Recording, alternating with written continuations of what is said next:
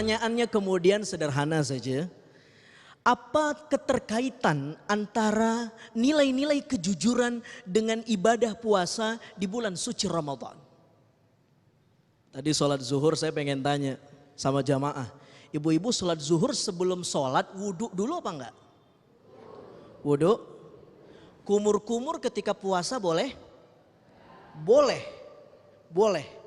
Ketika kumur-kumur boleh enggak korupsi air 1 tetes 2 tetes? Tapi kesempatan untuk korupsi ada. Betul? Kenapa kita tidak melakukan korupsi air? Kita yakin Allah memantau kita. Allah melihat kita. Itulah kurikulum kejujuran yang diberikan oleh Ramadan 30 SKS selama 1 bulan penuh. Insya Allah. Mudah-mudahan selesai dari keluarnya kita di Universitas Ramadan ini, kita menjadi hamba-hamba Allah yang jujur semuanya. Amin ya Rabbal. Sekarang saya tanya, Indonesia ini banyak orang pintar atau tidak? Banyak orang cerdas atau tidak? Survei membuktikan dari Kopertais, tahun 2015 Indonesia mempunyai 4.700 guru besar. 4.700 2015. Angka ini kemudian meningkat Bapak Ibu. Di tahun 2016 kita patut berbangga. Angka guru besar naik drastis. Dari angka 4.700 menjadi 5.097 guru besar yang kita punya di Indonesia hari ini. Angka ini menunjukkan berarti kita Indonesia insya Allah orang pintarnya banyak. Tapi orang jujurnya yang sedikit. Betul. Indeks kejujuran kita menipis. Kita hidup di mana negara kita hari ini ada hakim diadili. Ada jaksa kok dituntut. Ada polisi disidik. Ada satpam diamankan. Apakah mereka bukan orang-orang pintar? Orang cerdas, Pak. Lalu masalahnya di mana? Indeks kejujurannya. Makanya jadi aparat keamanan, jadilah aparat keamanan yang jujur. Jadi lawyer, jadilah lawyer yang jujur. Jadi cendekiawan, cendekiawan muslim, jadilah cendekiawan muslim yang jujur. Betul? Semua apapun profesi kita, marilah kita jadi orang yang jujur.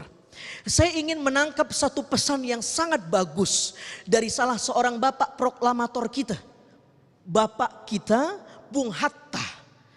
Yakni salah seorang Dwi Tunggal sebagai simbol kepemimpinan Indonesia bersama Bung Karno.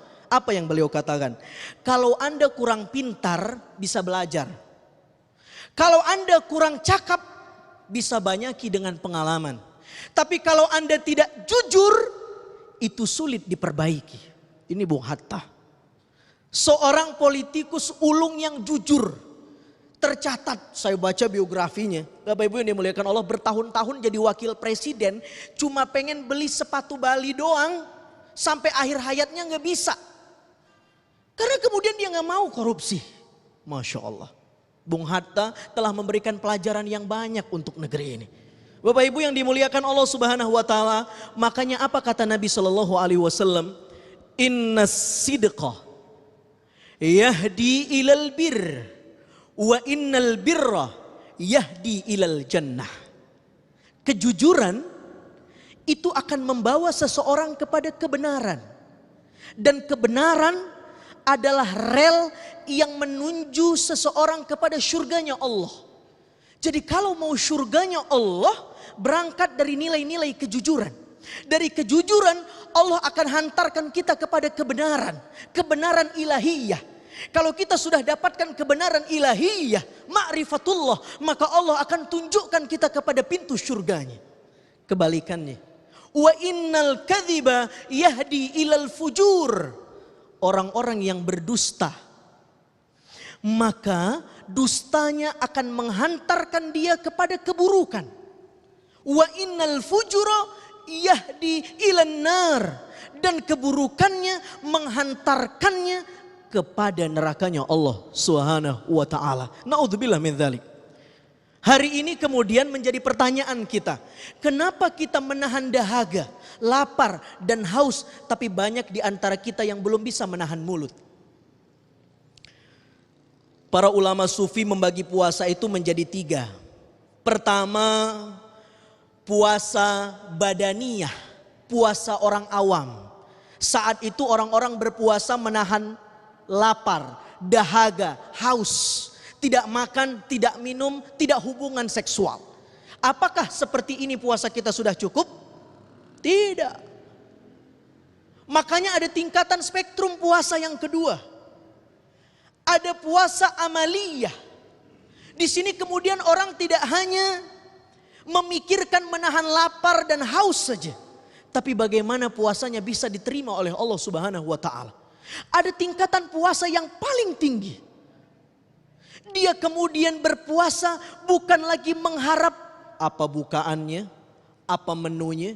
Tapi yang dia harap hanyalah imanan wahtisaban. Makanya Imamul Ghazali dalam kitab Bidayahnya, apa yang beliau katakan? Wala tazunnu idza sumtu anna as-sawma huwa tarkut ta'am wasyarab wal wiqa'in qata'. Jangan pernah menduga bahwa puasa itu hanya menahan lapar, haus dan hubungan badan saja. Kalau ada yang sudah berpuasa, tahan lapar, tahan haus, tahan hubungan badan, menganggap dirinya sudah puasa, belum cukup kata Imam Al-Ghazali. Lalu puasa yang sebenarnya seperti apa? Bal tamamus shaum, puasa yang sempurna, puasa yang ideal, bikaffil jawarih kulliha amma yakrahullah. Anda meninggalkan bukan sekedar apa yang Allah haramkan, tapi apa yang Allah makruhkan. Meninggalkan apa yang tidak sekedar yang Allah makruhkan, tapi apa yang syubhat juga Anda tinggalkan.